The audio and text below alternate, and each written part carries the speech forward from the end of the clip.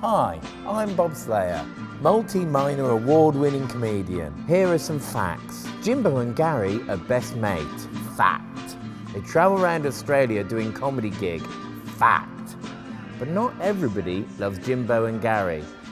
Let our friends at Channel 7 explain more.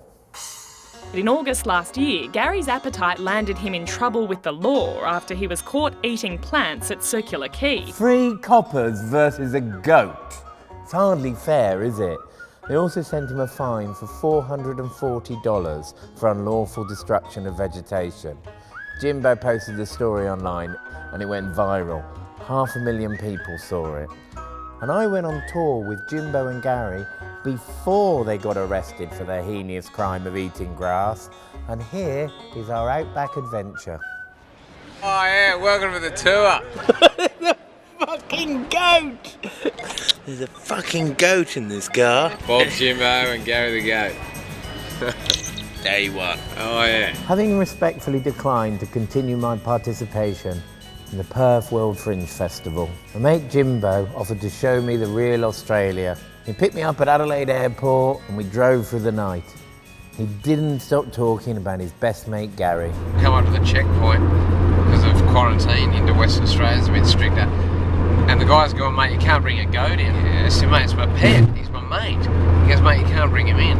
And so I tied him up for a bit while I tried to work out what was going on. I could hear him crying. And I remember just thinking, fuck, surely I can get around this quarantine point. But we just waited until it was dark and then we just went for a big bushwalk about 5 kilometres out and I tied him up to a tree and then I walked back and drove through and then got him in the car and it felt like we like Thelma and Louise. We're on the run, aren't we, Gary? That's a beautiful story. You love this goat, don't you? I do. What I like about him is he's chill, he eats how I would love to eat, he sleeps anywhere and he's good rude. Whoa, no. At this point, I would just like to say Jimbo's relationship with Gary is purely platonic. Shame on you. Well, here we are, driven all the night at 7 o'clock and we're, I reckon this is the outback. We're going to let Gary up for his. Bob, you're in control. Alright. Don't go off the road and hit any trees. Next stop, Coober Pedy. Just wake me up if you're about to crash. Alright. If Bob's driven less than a kilometre and he's mowed a roo down. I'm a roo murderer. If you see it on the road, basically hold your line. Because I reckon most accidents happen from swerving. This is also true for anything they reckon in life. So when someone bans us for anything, just fucking mow the cunt down. I can just do what I want and he just does not complain. And I play Bob Seger's Against the Wind 500 times probably before you came here. And Gary did not complain once about my music choice. And most people would have probably chipped in after the first 1.5 times. And I remember what she said to me, how she swore that it never would end. We just basically asked the public in Ken tonight, we can do a gig tomorrow in the front bar. He said, yeah, beauty. Met a guy on the radio in the bar who said he'd give us an interview tomorrow. We're going to put the posters up. These posters. You have one, Gary. Gary, don't go there. It's a great restaurant. Could be eaten.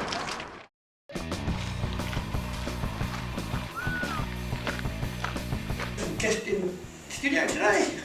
I'm Jimbo and Bob. I've come part through. And so it's going to show where you're from. And Well, I've actually been touring around Australia with my goat and we've landed here at Coober Pedy and Ken down at the pub said we can do a gig tonight. tonight, yes, so you come on down pub tonight. He's the voice of Coober Pedy. Okay, with more music on. Gonna have meatloaf. There's an emergency with the goat. Got to find the goat. No, just standing wandering around the school. Yeah, you're not meant to come within 50 metres of the school, okay? Coober Pedy is the opal mining capital of the world. Opal was first found there in 1915 and it's still dug out of the ground by prospectors, digging holes on their own bit of land and then living in the holes. Out of 3,000 people, half of them live underground. In fact, the name Coober Pedy means white man down a hole. Basically, it's a dusty town with leathery men looking for pretty rocks. So now you've just left him outside. He's not whined at the door like a dog would. No. So he's just gone off, chewed a bush, done a shit, which nobody's going to moan about because it's nice little veggie pellet, and he'll be happy. Yeah, and I'll just give him a whistle in the morning and he'll come. That's if someone hasn't knocked on the door and said, can you get your fucking goat off my brand new car? You know, we met a guy today, Opal Vic. Somebody like that's going to see a goat with no collar on. Oh, it is an issue, and I did have a collar around saying, hi, I'm Gary, please don't eat me. Like, if I start just doing all this stuff, he's not going to be the free goat he is. It's more important that he lives this full life. Live it full while he's here, and if somebody has him in a goat burger, there's plenty more goats in the sea. Well, I'd be a bit upset. You love your goat. Going, mate. Now, a lot of people think, oh, you know, I'm using my goat, but we are business partners. You know, he's my best publicist I've ever had, you know, in terms of getting people to show. Gary, I just want to pay them. See, he doesn't want money. He says, nah, Jimbo, I don't want it. I love being on tour with you. He does like tomatoes. He's a very naughty goat. Well, you should have him on the leash. Well, I keep telling him this. Don't, you know, just because I film me, don't think I'm responsible. This is the thing about Gary, like, he's all cute until you stay in one place for too long. So he's 2 cappuccino, I'll get it for you guys. Have you apologised, Gary? After you don't want it, bring it here, we'll cook it. You've just got an offer there. Rock and roll's all about trashing TVs, and Gary's just getting right in there. Ozzy Osbourne, he might have thrown a TV out a window, but he hasn't eaten one. Gary, not my mat, mate. Not my mat. You need a better secretary. That's the office that's closed for the day, is it? Anyone for the paper here? We need press. Yeah, right. Oh, look at that one. You ripped it. Come off. The gig went well. We took enough money to have a few pints and get us to the next town. When I first turned up in Coober Pedy, I really thought, what a dusty shithole. But 48 hours later, I fell in love with the place. And the only issue they had with Gary was should they fry him, should they grill him, or should they spit roast him. The next day, we drove 450 kilometres to Roxby Downs, a very different sort of mining town. Whereas Coober Pedy represents a typical laid-back Australia, Roxby Downs is the modern Australia, industrial and commercial. It's an outback oasis in the desert. 4,500 people. We're not affected by the uranium mining at all. Doesn't do anything to us. Roxby Downs was built in the mid-80s to house the workforce of BHP Billiton, who pull gold, silver, uranium out of the ground on an industrial scale. We spend our first night sleeping rough on the football oval. Straight away, we're in trouble. We've got room service, Jimbo. They brought us breakfast. Nah, not quite. Have you come to say that it's checkout time? Yeah, mate. Bottom line is, we'll move on, hey? That guy just had a shit, mate. Right. Shit in your trousers.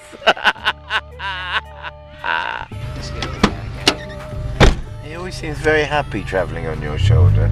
Hey guys, we're doing a comedy show at the pub tonight. 8:30. Come down. And all we need is like 12 hours of people talking about who the fuck are these 2 homeless cunts with a goat. Who were you giving us money? Just Get the fuck out of our town. Well, it's a bit weird you filming in a toilet. We tied Gary up over there, and all the staff liked it. But a lady came in and said, look, I don't think you should allow a goat in here. Kicked up a big stick. Yeah, anyway, Gary's been kicked out. They got to get over it. It's just a goat. After getting kicked out of the football oval and then the swimming pool, we went for breakfast, and Gary's love of grass was introducing us to more new friends. Okay, who owns the goat? Mate, just not on the lawn. Put it on that lawn for Christ's sake, because... Don't put a goat on a lawn. And we've got the school and the kindy. Yeah, I've just got the Facebook. Kids love it. You could Yeah, I stick know, it up but- because it's a comedy act. They may, but I've just been sent over. They Would it don't be- see goats in To this stop the kids coming out, would it be best if we take the goat into the school? We do kids shows, do it. It's a lovely thought, but we need to pre-arrange those things. We can't do it on the spur. And you probably do police checks as well. We do all Oh, sorts that of things rules. like that. So, my understanding is that your show's at the club, There's parking at the back of the club, and there's also... That's not their caravan. We kept getting blamed for this rusty caravan. They seemed to assume there was a direct correlation between poor parking and goat ownership. A lot of people in the town are linking us with the van, the rusty van over there. Are you surprised? No, but You cheeky. can you just put this on record that it's not our van, but if we had enough money to own that van, we'd be proud of it. And Gary, our head of PR, had more media lining up outside, starting with the Roxby Sun. Our show is a bit like Gary, you know. Some people are into it, love it, and other people get a bit uptight. But we just say, look, all it is a bit of burning pubes on stage, you know what I mean? I mean, you do smell it for a few minutes, but it's a memory you'll probably take to your deathbed. We're giving you some great stuff, mate. I can't use it anymore. Then Julian at the radio station. I'm the manager of 105.5 Rocks FM, local live and loving it. He's chewing on your knee right now. No, that's not my knee. But like, you just pointed out one of the reasons I love him. You know? I heard that there was a goat running loose and that it upset everyone in the leisure centre by getting into the pool. All up, I think Gary has caused a lot of chaos, but I think he's brought more joy than pain to this town. And I'd like to just add that he's only a goat. Have you got the note? Do we want to read the note out? No. Let's leave all of that alone. This morning at 8:15, a pool patron was allowed to enter the pool grounds with a goat while he went for a swim.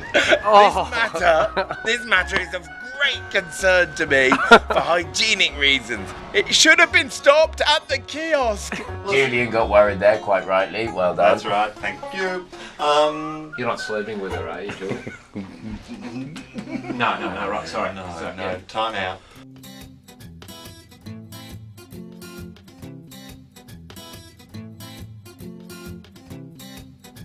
As Gary waited patiently outside, prosecutors told the court Jimbo's $440 fine was justified because he allowed his pet to damage the plants, but the magistrate threw the case out, saying the person has no control over what it is the goat might eat. He might have preferred an ice cream. No, he doesn't. He probably prefers cigarette butts, and which is probably why he enjoys hanging outside court here. Jimbo's lawyers say there's a serious side to it too. The police brief of evidence was hundreds of pages long, and they say a total waste of valuable police time. Jimbo and Gary now plan to resume their comedy gigs, starting their routine with the one about the goat that went to court. Jodie Spears, 7 News. This is a story of a frost teacher. Shepherd me the jumpers and the devil me the features. Threw up her hands when my mum